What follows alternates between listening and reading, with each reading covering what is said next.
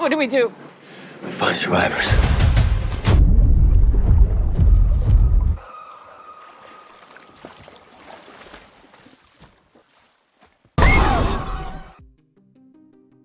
What happens if you trap a disaster movie inside a shark movie and refuse to let either one play nice? Because that is exactly what this trailer feels like, and honestly, that is why it works. On paper, Deep Water sounds like the kind of movie people can dismiss way too quickly. Plane from Los Angeles to Shanghai. Sudden emergency water landing in the middle of the Pacific. Survivors trapped around the wreckage. Sharks circling, panic, blood, people making bad decisions because terror and water never mix well. If you reduce it to that, sure, it sounds like pure B-movie pulp. And to be fair, it absolutely is pulp. But that is not a criticism when the people involved understand the assignment. The better question is whether it looks like the right kind of pulp. I think it does, because the trailer knows exactly what kind of pleasure this movie is trying to deliver. It is not pretending to be elevated horror. It is not pretending to be a prestige survival drama.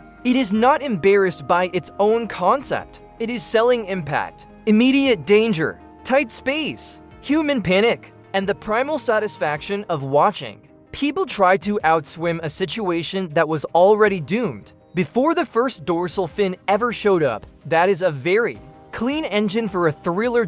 And the cleanest part of all is this: the plane crash is not the movie. The plane crash is the opening argument. The real movie begins once the survivors realize the ocean around them actively turning into the next disaster. That is the hook. A lot of shark movies fail because they burn too much time getting to the water, getting to the shark, or getting to the point where the environment actually becomes the threat. Deep Water does not seem interested in dragging its feet. It is using the plane crash as a brutal funnel. Get everybody into the worst possible place, damage them physically and emotionally, then force them to understand they are not alone in the water, and that the wreckage itself has become bait. That is mean. That is efficient. That is exactly what this kind of movie should be. And the Renny Harlin factor matters more than people may think, because Harlin is not just some random director turning in another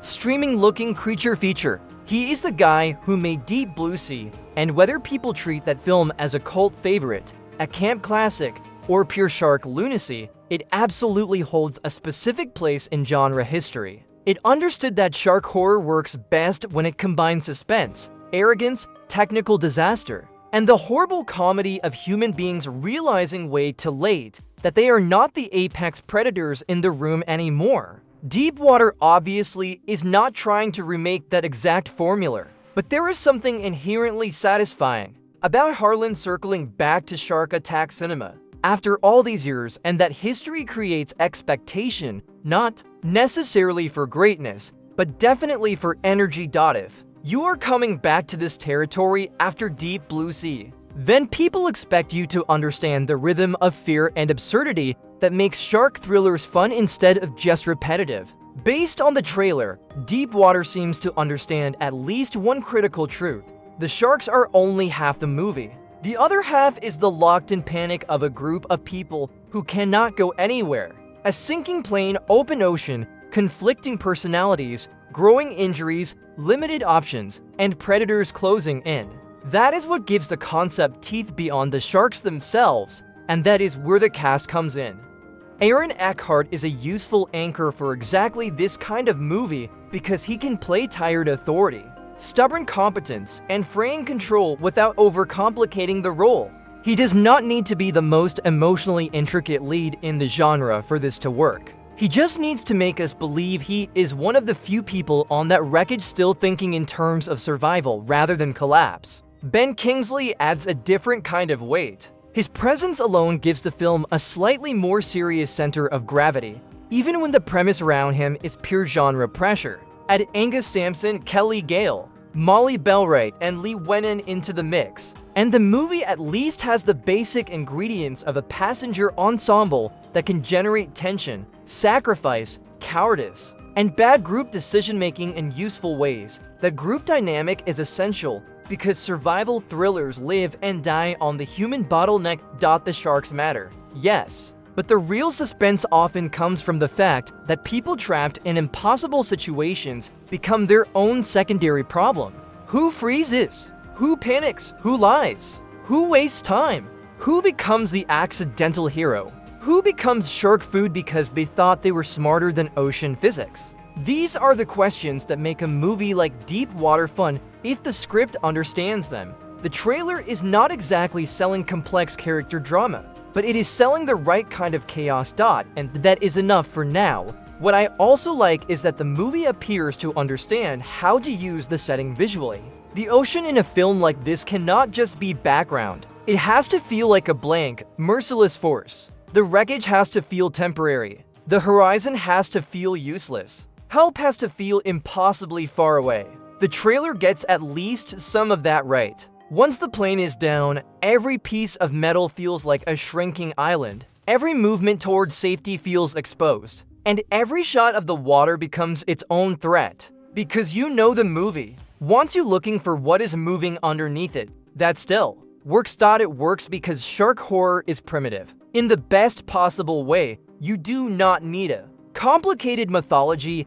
You do not need a huge lore dump. You need vulnerability, open water, and the growing certainty that something below you is faster, stronger, and less interested in your survival than you are. That is timeless. The trailer also benefits from the fact that it is not overselling the sharks visually. There are enough glimpses and enough suggestion to build appetite, but it is not one of those trailers that empties the tank before the movie opens. That is smart. A shark movie loses power fast if the advertising turns every scare into preview material. Fear needs negative space. It needs the water to do some of the work, and Deep Water, at least in trailer form, seems to understand that. There is also something inherently satisfying about the movie's release strategy. Magenta Light Studios is putting it in theaters on May 1st, 2026, which is exactly the kind of date that tells you this is not trying to be hidden. It wants to be an early summer crowd pleaser.